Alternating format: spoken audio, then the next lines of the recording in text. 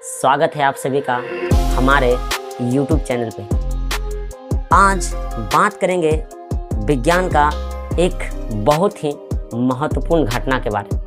बात करेंगे प्रकाश के परावर्तन के बारे में और जानेंगे कि प्रकाश के परावर्तन क्या होता है, उसके कितने नियम होते हैं और प्रकाश की प्रकृति क्या होती है।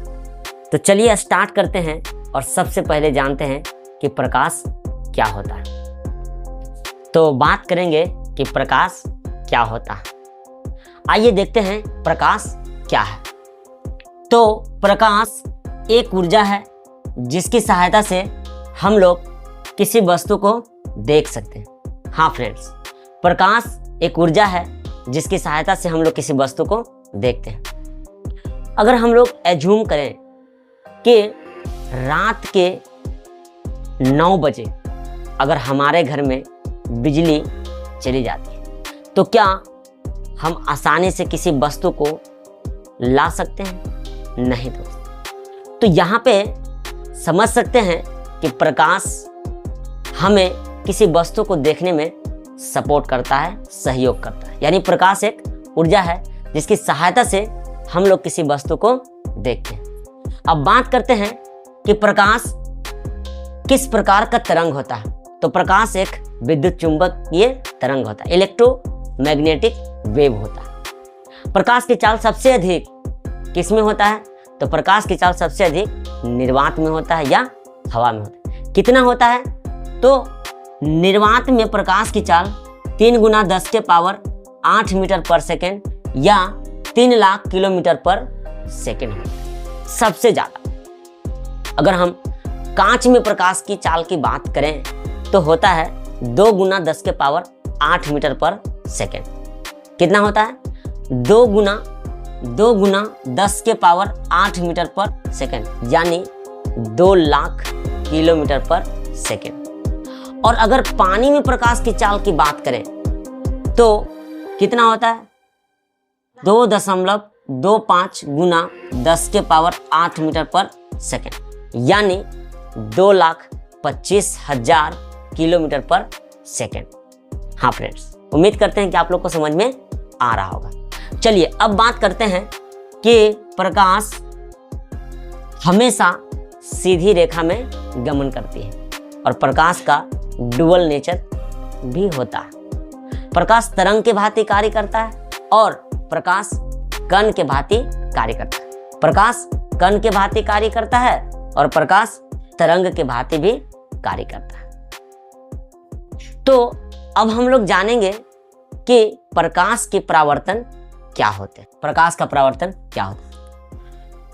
प्रकाश जब किसी प्रकाश स्रोत से आती है और किसी वस्तु या समतल सतह से टकराकर वापस उसी माध्यम में लौट जाती है तो प्रकाश के इस घटना को प्रकाश का परावर्तन कहते हैं।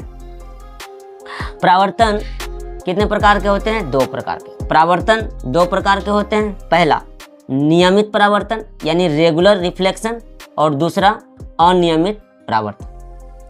हाँ फ्रेंड्स, तो देखें कि प्रकाश जब किसी प्रकाश स्रोत से यानी कि सूर्य से या जलता हुआ बल्ब या एनी अदर सोर्स जहां से प्रकाश आती है, तो प्रकाश जब आती है और किसी समतल सतह या किसी वस्तु से टकराकर पुनः उसी माध्यम में लौट जाती है तो इस घटना को प्रकाश का परावर्तन कहते हैं।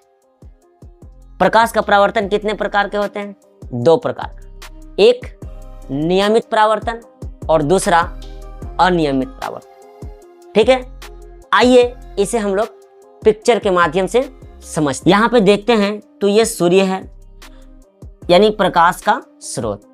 तो सूर्य से जब प्रकाश की किरणें आती है और ये हो गया, ये समतल दर्पण मानते हैं। ये क्या है? समतल दर्पण।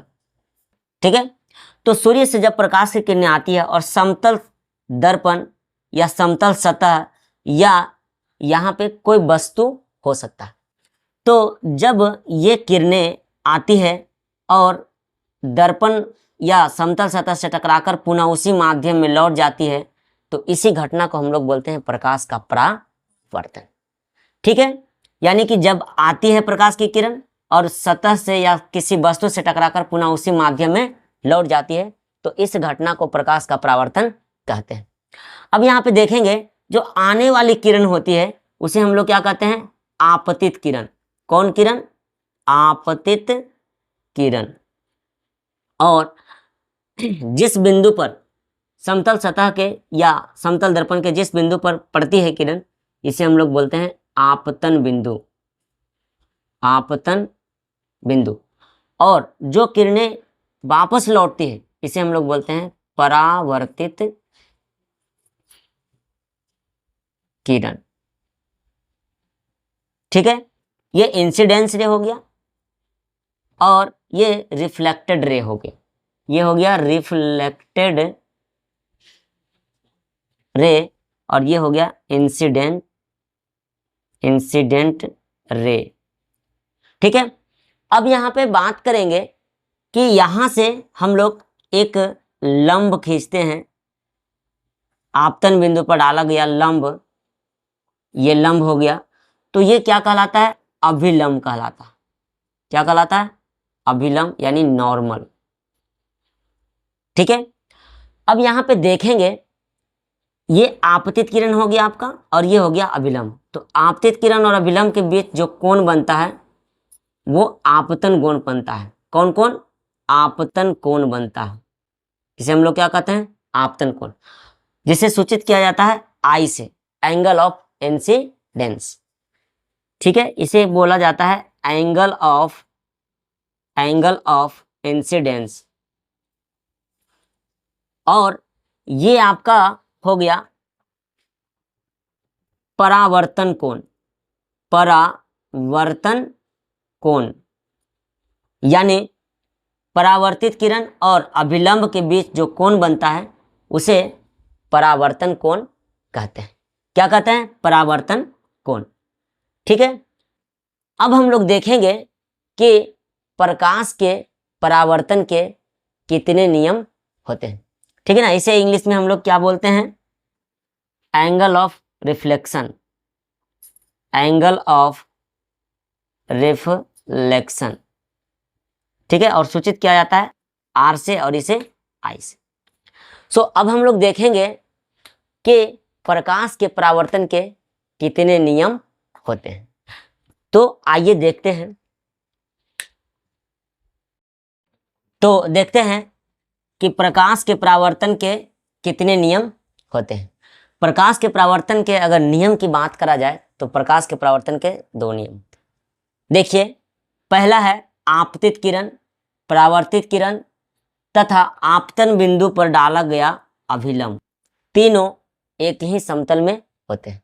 और दूसरा है आपतन कोण, परावर्तन कोण, दोनों आपस में बराबर होते हैं। ठीक है, उम्मीद करते हैं कि आप लोगों को ये वीडियो बहुत ही लाभदायक साबित होगा और आप लोग अच्छे से समझ गए होंगे। अब मिलेंगे एक नए वीडियो के साथ, तब तक के लिए टेक केयर, बाय बाय, धन्यवाद। अगर हमारा वीडियो आप लोगों को पसंद आता है तो चैनल को सब्सक्राइब करें, वीडियो को ज़्यादा से ज़्यादा शेयर करें। थैंक यू, धन्यवाद।